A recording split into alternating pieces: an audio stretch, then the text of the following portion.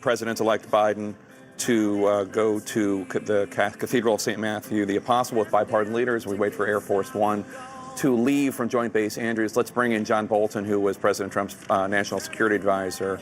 Mr. Bolton, Ambassador Bolton, thanks so much for joining us. What was your reaction to what you heard from outgoing President Trump there? Well, I don't think it varies much from what he said for the past couple months. I think it falls into the category of it could have been worse, like much of his administration. But I think it underlines something that I've listened to a lot of television this morning. A lot of the president's critics and a lot of the president's supporters haven't yet appreciated.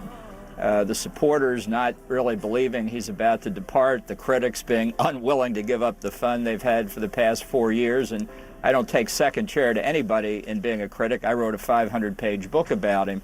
But the fact is that at noon, in just a little over 3 hours, he will go from sitting in the most powerful office in the world, the Oval Office, to sitting by the swimming pool at Mar-a-Lago. We are about to see a change of incalculable dimensions. And for those who still just have to cover Donald Trump because they've done it for 4 years, really get over it. If you're going to waste your time on that, you're going to miss a lot of what's happening that really affects the future of the country. This is an enormous change. Donald Trump's... You can go ahead, finish your thought. I'm finished.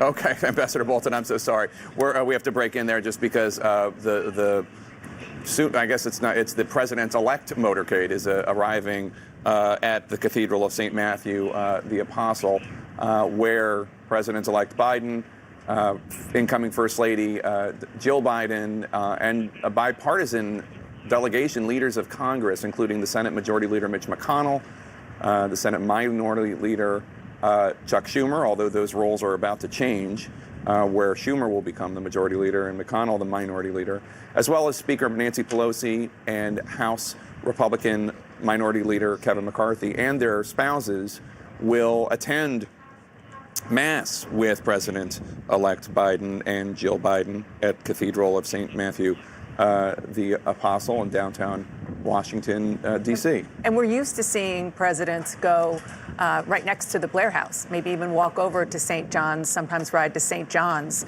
Episcopal Church, which has historically been the church for modern presidents. Franklin Roosevelt, Truman, Reagan, George H.W. Bush, George W. Bush, Obama, and even President Trump went there. But as we were talking about last night, Joe Biden is only the second Catholic, will be the second Catholic president in American history.